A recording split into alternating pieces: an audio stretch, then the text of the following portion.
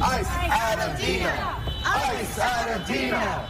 ICE at Adena! These Pasadena residents spent their Sunday protesting outside the AC Hotel on Madison Avenue after social media posts showed Border Patrol vehicles parked outside, confirming agents are currently staying there. ICE at Adena!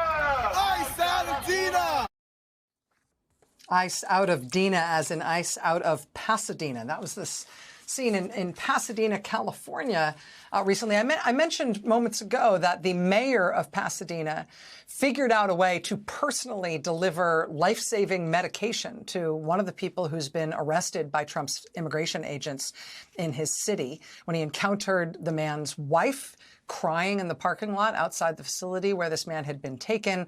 He arranged instantly and on the spot to become the legal representative for that man, even though he'd been turned away as mayor from getting into that facility.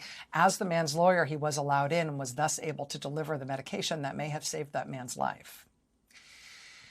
But Pasadena has been the site of a lot of interesting protest and response to what Trump's immigration agents have been doing. That protest you just saw here from that local news package happened after local residents in Pasadena discovered that federal immigration agents had checked in large numbers and were staying at local Pasadena hotels. That knowledge set off a whole new, effectively spontaneous and then fast-growing protest campaign by local Pasadena residents to get those agents to leave, to get them to get out of their community, to get out of those hotels. And we have a lot of footage. I can't play the sound here of exactly what happened at some of this footage because it involves a lot of cursing in multiple languages. In fact, I will admit that watching footage of this protest, I learned some new words.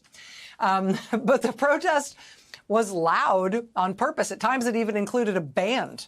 They were trying to be unmistakable and inescapable as a presence to annoy Trump's immigration agents and get them to leave that community.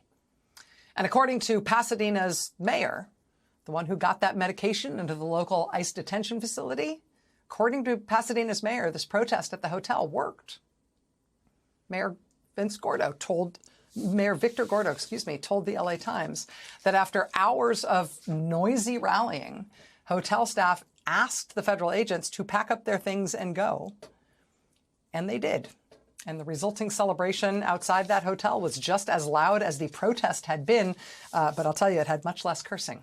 Joining us now is Mayor Victor Gordo of Pasadena, California. Mr. Mayor, thank you very much for being with us tonight. I appreciate it. Thank you, Rachel. Thank you for having me. How would you describe the scope of Trump's immigration actions inside Pasadena and the response of your community?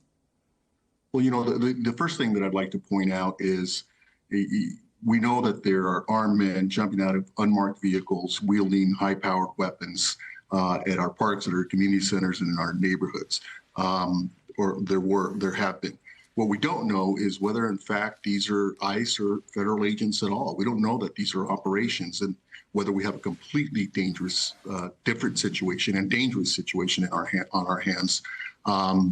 It's creating a volatile, dangerous situation. Our police chief is making every attempt to contact the federal government in Los Angeles and Washington, D.C., to confirm whether, in fact, these are ICE operations. We believe that they are, but we just don't know, and they won't communicate with us. And that can create a very dangerous and volatile situation. Imagine a Pasadena police officer being called in response to armed men running through a neighborhood or at a park, or coming upon that situation. We could have a very serious and dangerous situation for the agents themselves, for residents, for kids in the parks, for everyone. And that's unacceptable.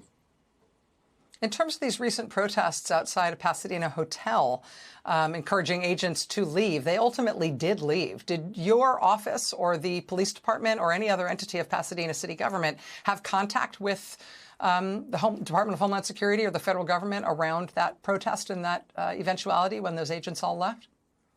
No, that's the terrible piece, you know, is there's no communication. There's certainly no coordination.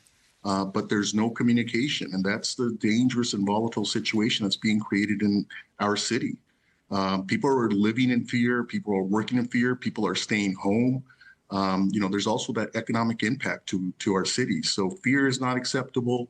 And certainly these, what we consider to be violations of due process and creation of dangerous situations, are not acceptable. But our businesses, I'm getting most calls from businesses saying, can you tell our workers it's okay to come in?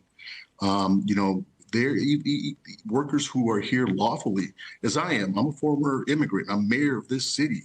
The stigmatization of one people in our community throughout the country of Latinos and people of Latino descent is just wrong. Victor Gordo, the mayor of beautiful Pasadena, California, one of my favorite places in the great state of California. I've got a lot of family ties there. It's one of my favorite places to visit. It's a great town. Thank you for talking to us about what's happening there tonight. We look forward to having you back, sir. Appreciate it. Let's be safe, but let's express our opinion known, make it known in the greatest of American ways with our voice. Thank you. God bless you, Mr. Mayor.